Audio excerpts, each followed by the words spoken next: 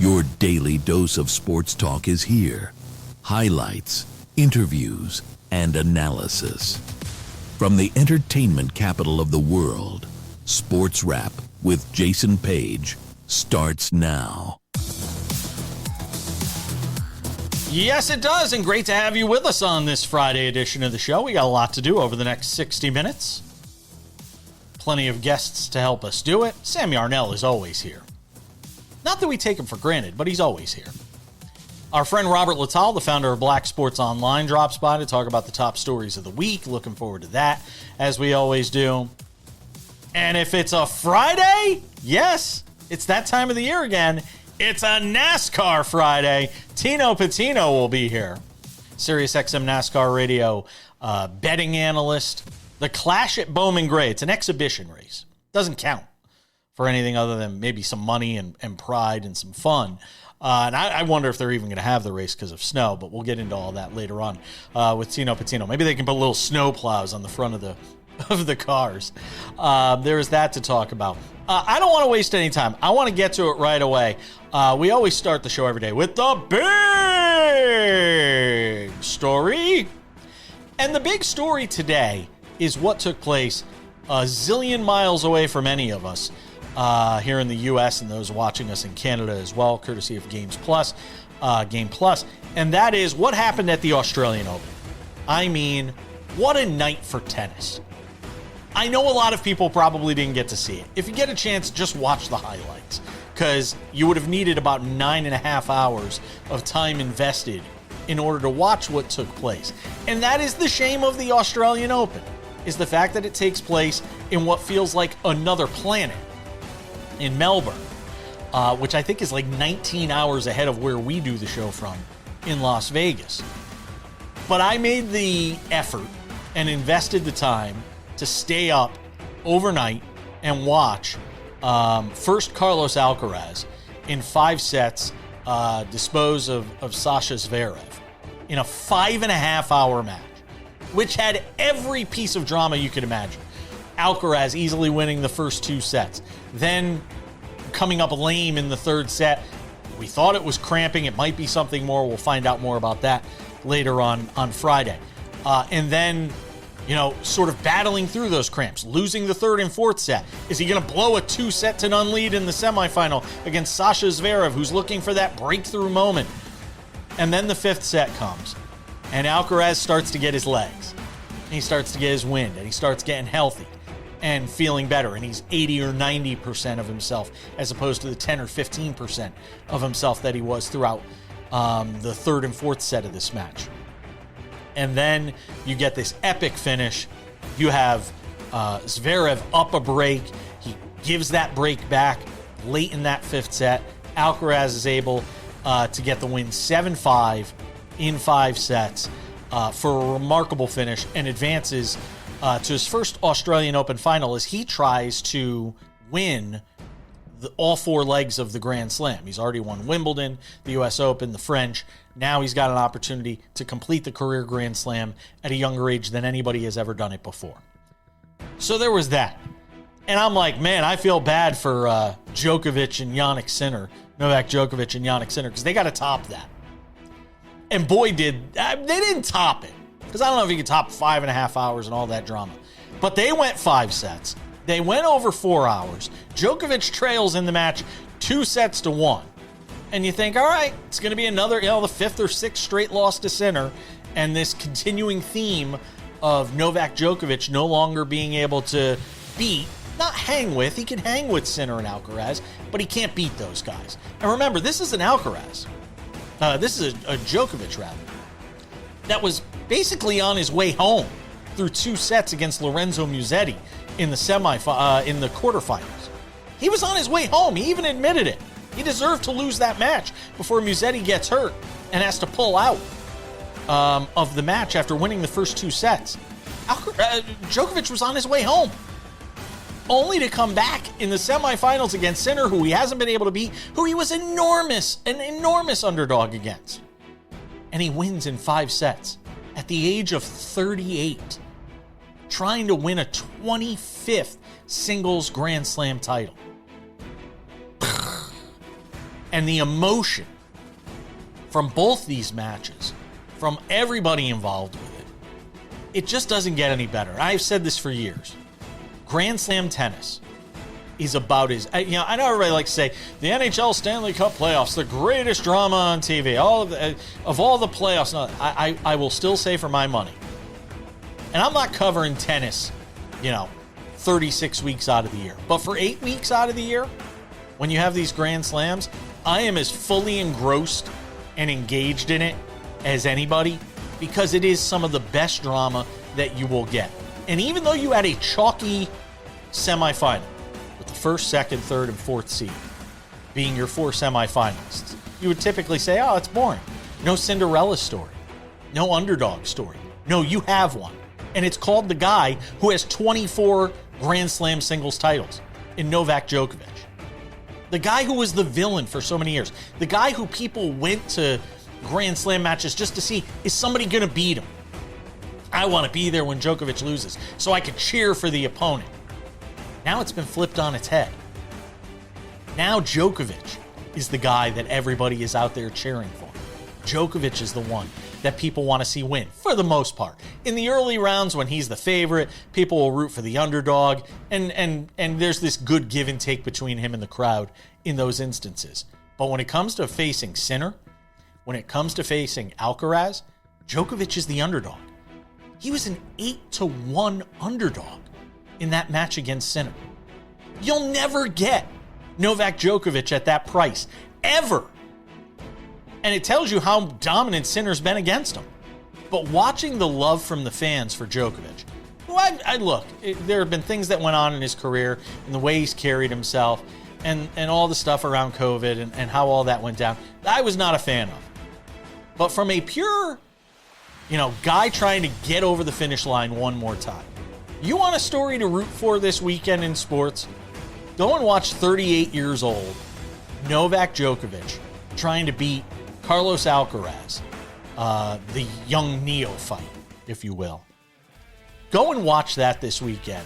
And if you're somebody who's a little older, you want somebody to root for this weekend? I'll root for Novak Djokovic. I want to see him win one more. Get to 25 at the age of 38, because I think it would be a phenomenal story. All right, we got a lot more to do on this Friday edition of the show.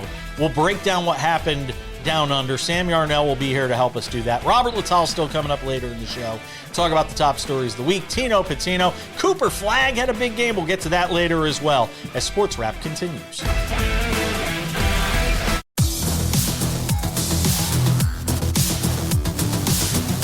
Welcome back to the show. Coming up in 10 minutes, our friend Robert Littal will be here. Founder of Black Sports Online, joins us every single Friday. Talk about the top stories of the week and more. But expanding upon part of what we talked about in the big story, and just an amazing night for tennis. It's a shame not a lot of people probably saw it, except me, who's blary-eyed because I was up all night watching the tennis, so you didn't have to. Sam Yarnell is with us. I actually flipped the script on the show, just a little behind the scenes, sort of look at what was going on. We were going to talk about Cooper Flag's amazing 49-point performance, and then these 2 semifinal matches, Sam simply stole the show. And I said, we cannot ignore this. We cannot push this to segment 6 just because it's tennis. What Novak Djokovic just did, as, by the way, an 8-1 underdog. He went off at plus 810 in this match. He was not supposed to win, for those of you that don't know what that means. For him to go out down 2-1, rally, win this thing in 4 sets to advance to try and win his, 25th Grand Slam. Sam, this is amazing stuff. I don't know if he'll finish the deal on Sunday against Carlos Alcaraz, where he is also an underdog at plus 235 right now, by the way, over on FanDuel. I don't even know if it matters if he finishes the deal on Sunday against Alcaraz. This was that amazing, Sam. Yeah, Jason, you're right. It doesn't matter whether or not he wins this whole thing. This is the story, right? And you know, for a second, the bigger part of all of this is that this is exactly what tennis as a sport and the Australian Open as a tournament needed more than ever right now, like more than anything, more than you and I need air to breathe. You look back at the last 2 years of this tournament and it had been a snooze fest, right? 2 straight years. It was falling into irrelevancy, quite frankly, because of, you know, all of the things you just mentioned, the time of year it takes place, the fact that quite literally nobody watches it because of the time of day it takes place. The Australian Open was a dying, I don't know if I can say was, but is a dying tournament. And what we saw on Thursday morning was something that could revive it single-handedly. It was a night of tennis, and it wasn't just the Djokovic match, right? It was the Alcaraz Zverev match as well. And yes, while what Novak did was amazing, quite frankly, I don't think anybody was shocked or would have expected anything from any other player besides Novak Djokovic. This is the guy in all of tennis history who would be one to do this. But yeah, at the end of the day, it was a historic night for the Australian Open and for tennis as a sport. It's one that should increase their popularity based on one night alone. I'll say this. And, you know, I don't want to crush Zverev for losing a 5.5-hour marathon match against Alcaraz. But I'm going to crush Zverev for losing a 5.5-hour match. Because every time it felt like he had this match on his racket with a chance to do something, instead of trying to take it from Carlos Alcaraz, he was expecting Alcaraz to cave and give it to him.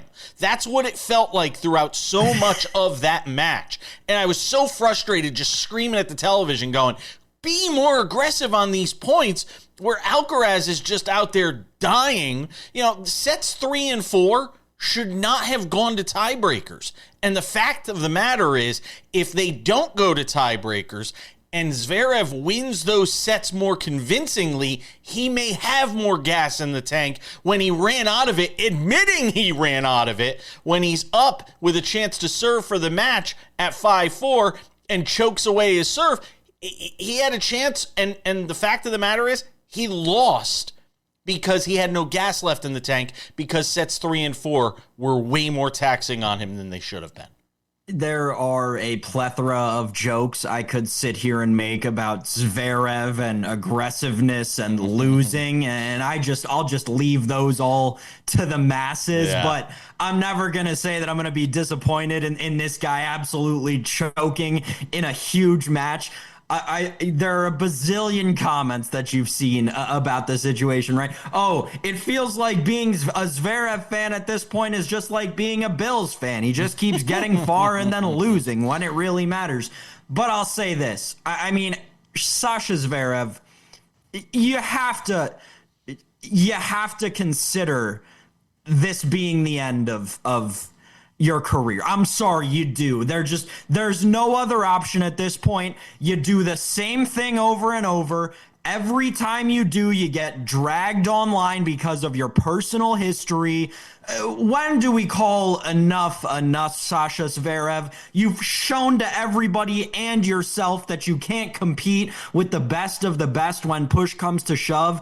And I can only imagine that it does damage to your own personal mental health to see what goes up online every time you inevitably lose. All right, I got 2 things I want to get to. One, what do you make of the fact that the line, whereas Djokovic against Sinner was plus 810 going into that match, and he's only plus 265 going into Alcaraz? Is that a product of him beating Sinner the way he did? Or is it a product of they think he just matches up better with Alcaraz? It's what people in the industry would call an Alcaraz line, right? It's a line that they make because they know that, you know, much like they thought with the Sinner match, they're just going to put up any number on Alcaraz to make people not bet it, and they'll take money the other way and play their game with that being the outcome. They're begging you to bet on Novak Djokovic in this match, and you know, Jason, I'm not going to sit here and tell you it's a good bet. Yeah, I'm with you on that. One last thing that I want to say. We have all these conversations about why women don't play best of five. I think at some point we almost need to have a conversation about why men do play best of five. Because throughout this entire Australian Open and every year in these Grand Slams for 2 weeks, I watch players drop out because of injuries. I watch players dying because of cramps. And I sit there and ask myself, it's funny, I never see women dying because of cramps. Never see women dying because of cramps in tennis matches. But I see it with men all the time in these best of fives, Sam. And it does make you wonder at some point, why are they playing best of five? And in a lot of cases, for a long time, getting more money than the women because they were playing best of five, when physically it feels like their bodies break down. Yeah, it's interesting. I mean, you've got to remember, it's only at the majors do the men play the best of fives. At all the other tournaments, they play best of threes. I don't know, man. I don't think they're going to change anything. No, I don't think they would, but I just thought it was fair to bring it up in the context of the conversation between women and men and the difference in their matches. We're coming back with Robert Littal.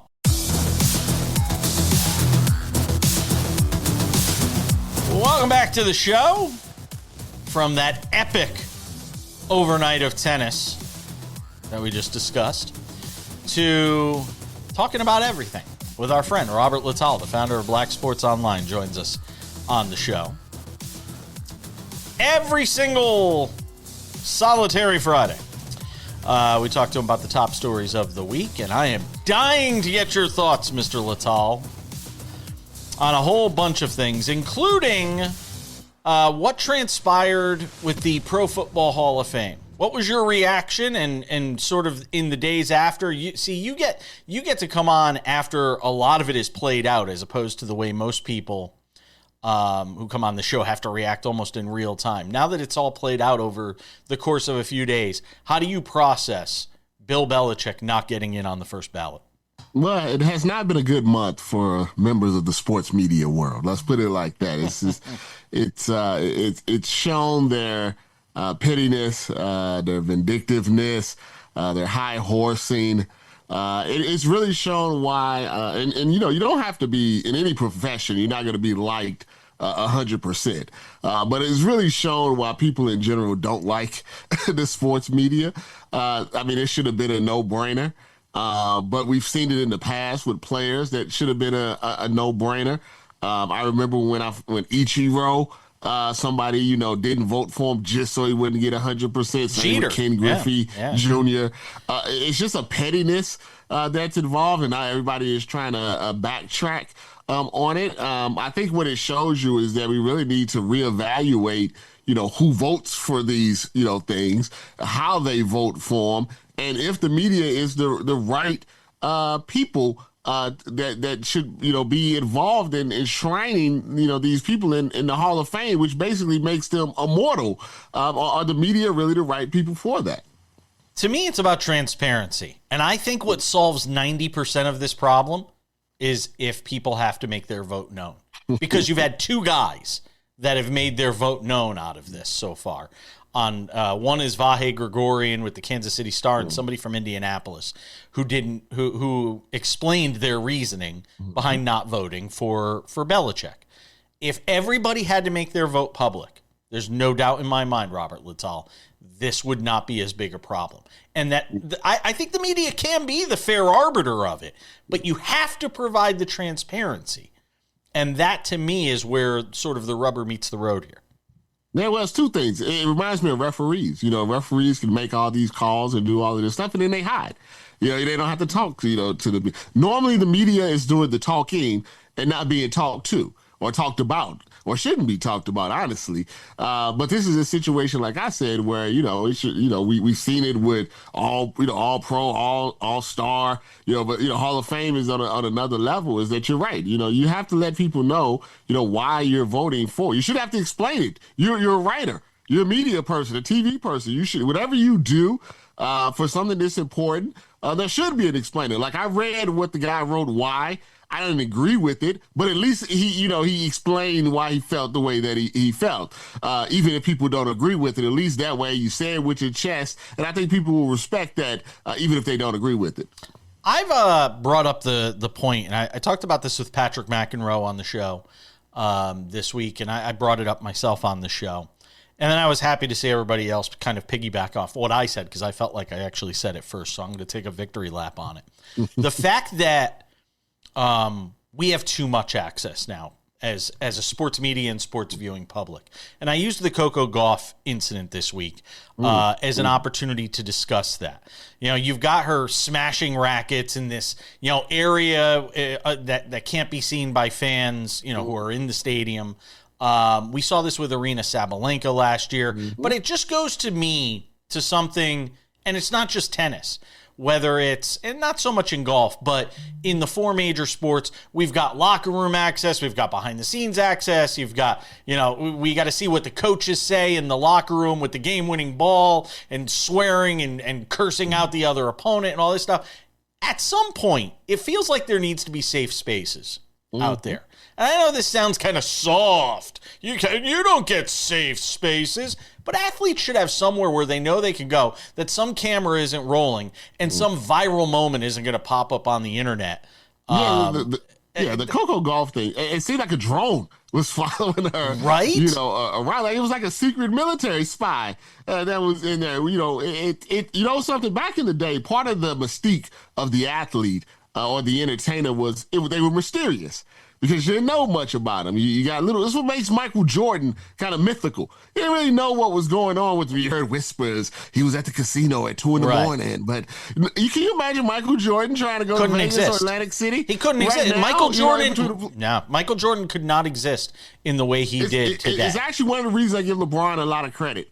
Because to be at the level that he's at with where we're at as a society and not really have any type of, big time scandal or anything, to me, that should be a part of his GOAT evidence if he's trying to debate it with someone. Yeah, I agree. I just think there needs to be more opportunities for athletes to go to places where they don't have to worry about some camera popping up or some, image of them. Coco Gauff had to sit there and explain in a press conference why she was smashing a racket in an area that should be private and kept away from public viewing. I don't know. It's just kind of... It should be that for everybody, honestly. I mean, we should be able to go to Starbucks and get a coffee without having to worry about a TikToker recording us in the background because, we got too much foam on our lip. Just like everyday life is being recorded now, and nobody has any privacy anymore. That's kind of funny now that you talk about it, because there are a lot. You could extend this conversation into a lot of in a lot of ways, into a lot of areas of our everyday life.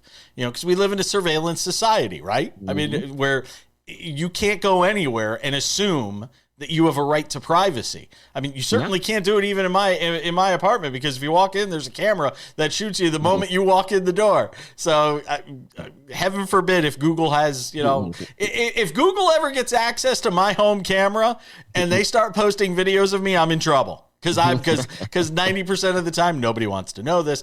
I am not walking around with much clothing on around the Page estate. So I'm just saying, if Google, don't do anything stupid with my Google Nest camera that's here in the place. All right, we're going to continue with Robert Littal, because there's some NBA stuff that I want to get to that took place this week.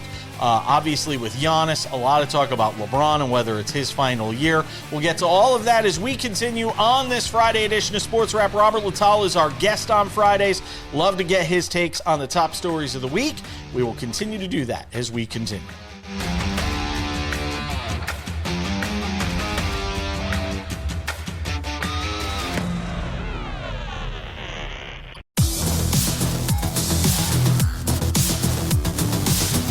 Coming up in 10 minutes, Tino Pattigno. Because if it's a Friday, it's a NASCAR Friday. Will the cars have little plows on the front of them for the clash at Bowman Gray? That's what I'm wondering. Because there's a lot of snow coming to North Carolina on Saturday. I don't know how they plan to have a race on Sunday. It will certainly be must-see TV. That's all I'm going to say. Robert Littal, the founder of Black Sports Online, hangs out with us every Friday here on the show. Giannis wants out. There's talk he may get his wish. What teams come to mind? Obviously, the Warriors, the Knicks. There's all sorts of conversation about who could wind up gaining his services. Do you think ultimately it happens in the offseason, though? If they don't get what they want, yeah, I don't see. There's no reason for the Bucks to help anybody. Giannis is a once in a lifetime, once in a generational type of player. So, when you trade him, you have to make sure that you get something back that you can, hopefully re-up real quickly. We've seen, it happen two ways. We've seen you give the franchise player away in decades before you get good again. And we've seen other times where you trade them and, you get those picks, you hit real quick and you're right back, in the mix. But I think it's sad to me that he's moving on. We don't have enough Steph Currys, I think, in sports anymore. Kobe Bryant's, where the guy that changes the franchise is there for 15, 20 years and he leaves. It's too much Kevin Durant. It's too much LeBron James. It's too much Russell Westbrook's, where toward the end of their career, I don't think wherever Giannis goes is going to be the last team. And he's going to end up on 3, 4, 5 teams, before it's over. And I just don't like when they go out like that. The fall from grace. That's what I'm trying to figure out. How, 2021, we were talking about this as a championship team, him delivering it. But I asked this question. I don't know if I asked it yesterday or the day before. They all blend together for me. But I asked this question the other day, though.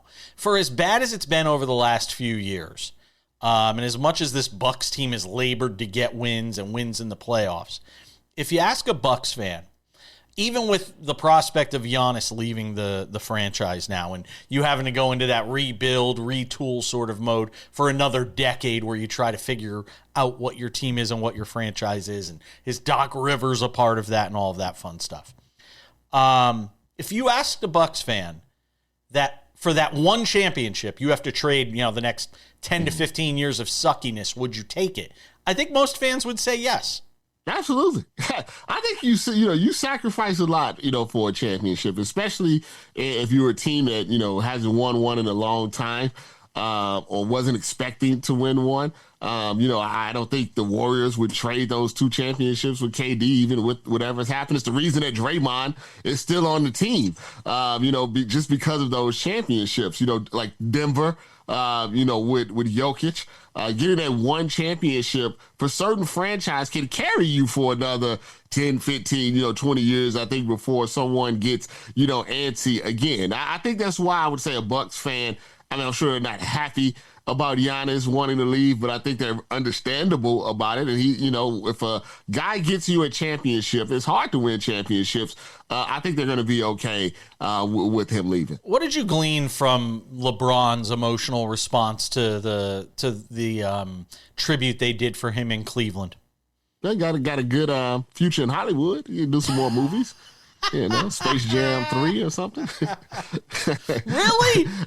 It's hard for me to believe that this is LeBron's last year, because I feel he wants the full retirement treatment, where they give you the Dr. J, the Kobe Bryant, where they give you the toys and the gifts and stuff.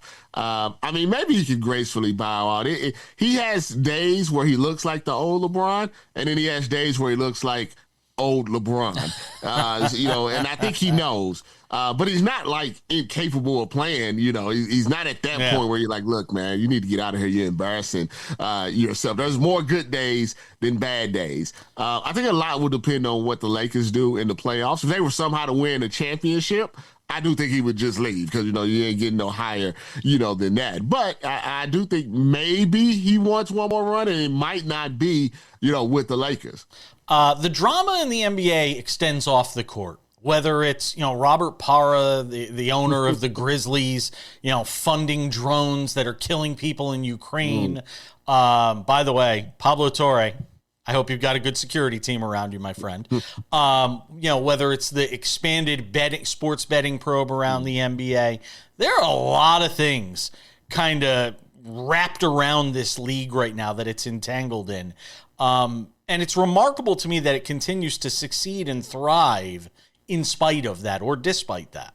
Well, it lets you know how our country is. We don't care. We say we care.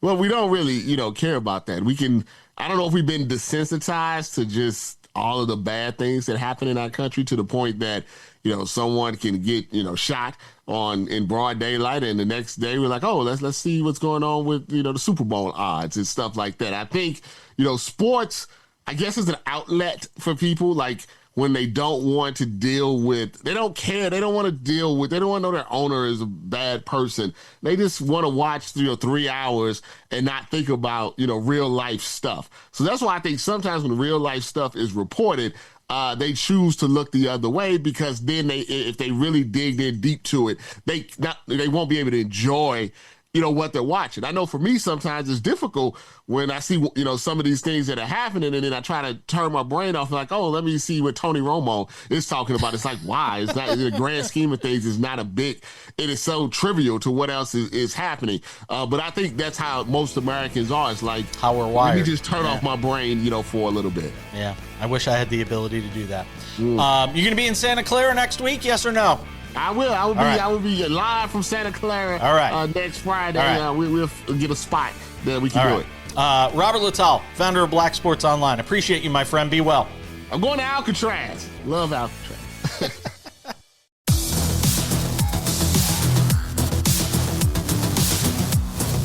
Welcome back to the show. Odds and Ends wraps it up in 10 minutes with some talk around the NBA. Cooper Flagg's big night, 49 points in a loss. But still 49 points, most ever for a teenager in an NBA game.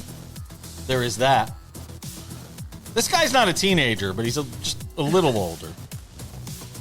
You ever score 49 points in a basketball game, Tino Pattigno?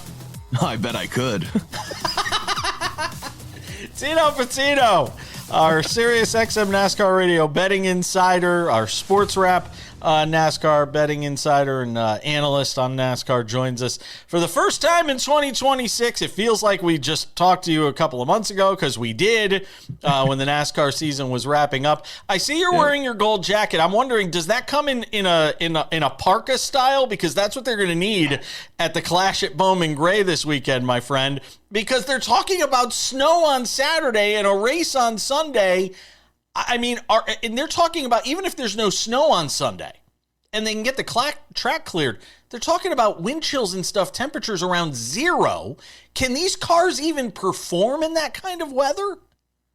Yeah, well, the cars can, and the drivers definitely can, because it is still hot in the car, so they'll feel good about it there. But like you said, the fans are going to need gold jackets, gold scarves, gold mittens, gold earmuffs. I mean, it's going to be freezing. Wind chill. It's going to feel like 30 degrees around the track. They canceled Saturday's events at the track. So if that's a telling sign of anything, like the town itself or the city, the community is under a winter weather warning. I don't know how likely it is we get this race in. I'm not a meteorologist. I've tried to be, but NASCAR and weather do not go hand in hand. Last year, we had a great turnout in terms of not getting any races postponed or affected heavily by weather. Yeah. And this year, we're off to a similar NASCAR start. I'm surprised. I'll say this. I'm surprised they didn't, when they saw the weather and that it's impacting the day before the race, as hard as it is, not going to Daytona Beach and running the backstretch short track that they have there. That would have been cool to see. Yeah, that's actually a good suggestion by you. But would it have been difficult to get all the teams and get all the gear and everything and reroute everything? Could that have been accomplished? I definitely think it could have been accomplished, but would have been difficult. And I do respect NASCAR trying to, pay homage to the fans there that are going to go to Bowman Gray and, that are going to pull up for that event and want them to have an event. And so I guess I do respect that from that standpoint, but I see a lot of people on social media saying, well, I'm not going. It's going to be cold. Yeah, there's odds on it. Still over on FanDuel where we always check out the NASCAR odds. There's odds on it, but I'm wondering if the odds should be yes or no. Is the race even run? That's kind of what I would be. And I'd probably be like minus 300 on the no right now. On that. But hey, if it does get raced, if they do figure out a way, Chase Elliott is your favorite at plus 650. Kyle Larson, Cup champion from just a few months ago, plus 850. And then William Byron at 9-1, and then the odds go all over the place there. When you look at this track and the way it runs, and it being an exhibition race, I mean, I always say people are nuts and should be calling like a hotline number if you're betting on preseason football and preseason baseball and basketball and all these different things. Is it the same for NASCAR?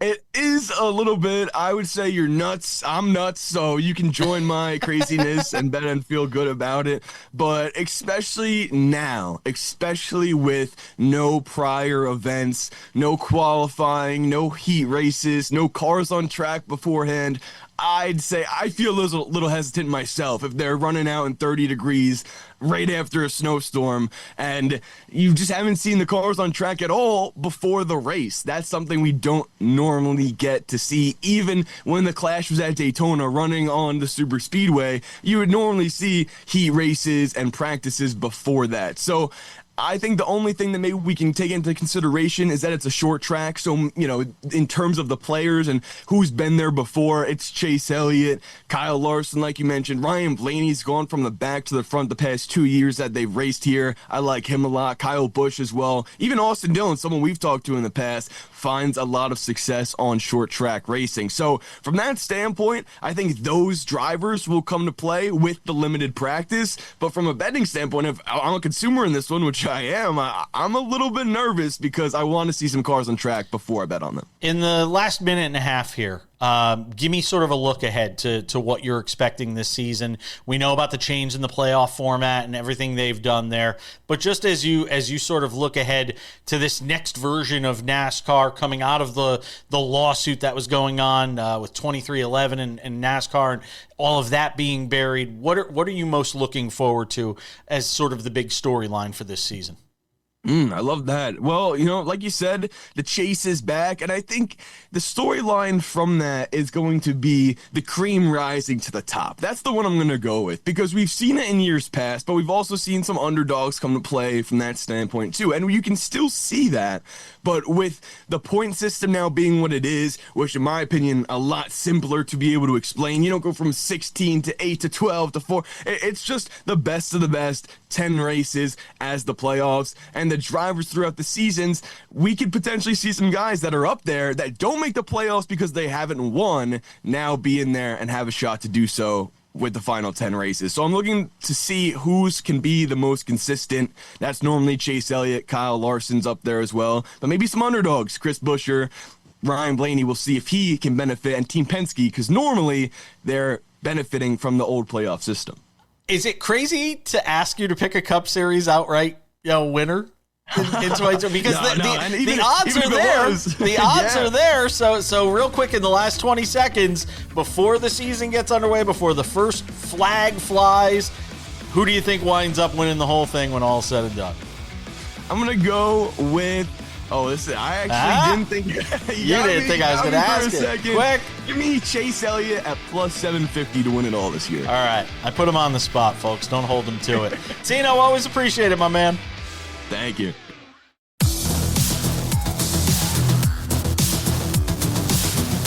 All right, just about time to put this baby in the books. Our wrap for the week. Don't forget, a couple of reminders. First of all, SportsWrap Weekend Edition. Just because we're not here Monday through Friday doesn't mean we're not around on the weekends. We take the best of everything we talked about during the week, wrap it up, put it in a nice package. It's called SportsWrap Weekends, available on many of these same affiliates. If not, check your local listing for time and schedule, as it might be on a different station in your market, maybe a sister station of the one you are watching. 30 minutes every weekend. We love you for watching it.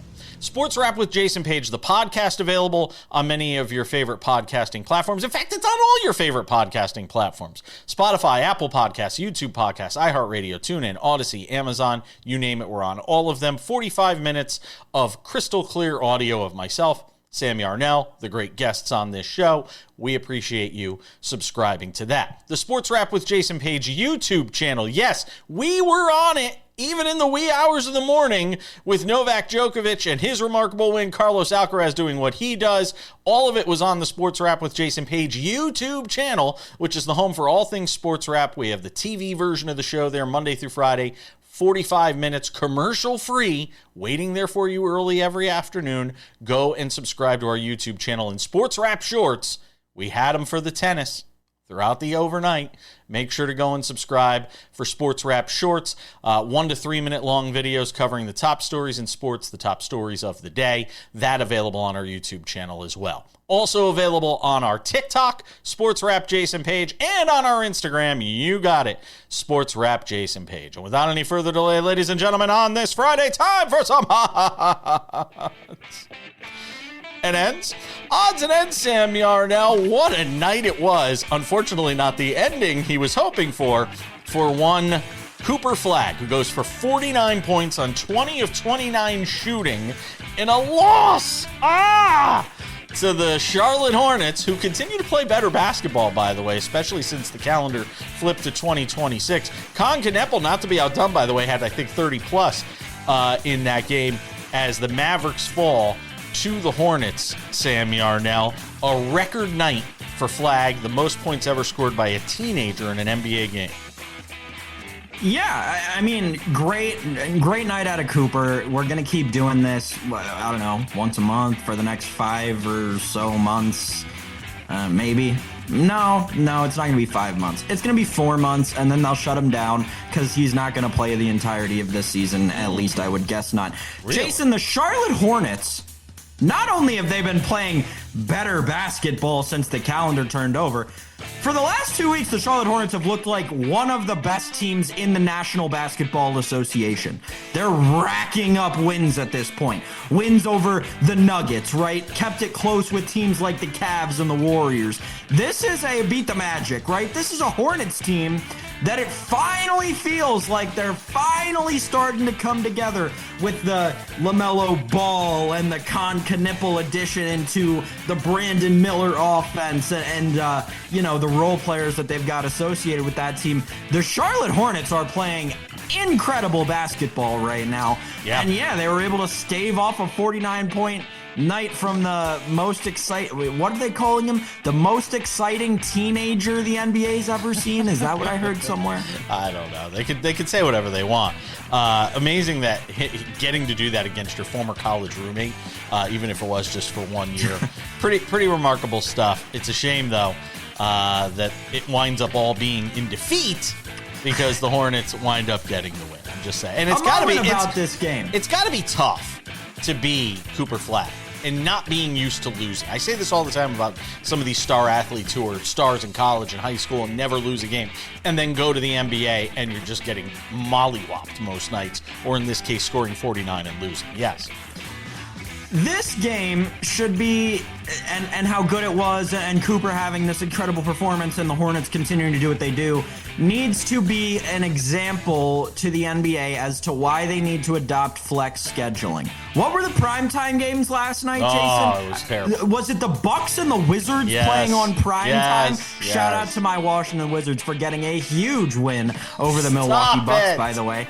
But, even as a Wizards fan, I am a basketball fan enough to say that in no world should that have been on primetime over Dallas and Charlotte last night. NBA, you need to adopt flex scheduling in the same way the NFL has it. And there's been a number of those games in recent weeks. Brooks Koepka was the story, even though Justin Rose was the first-round leader out at the Farmers Insurance Open at Torrey Pines, Sam Yarnell. The story was Brooks Koepka making his return to the PGA Tour. He did it in one-over fashion and talked afterwards about the fact that he's got this, love again for golf.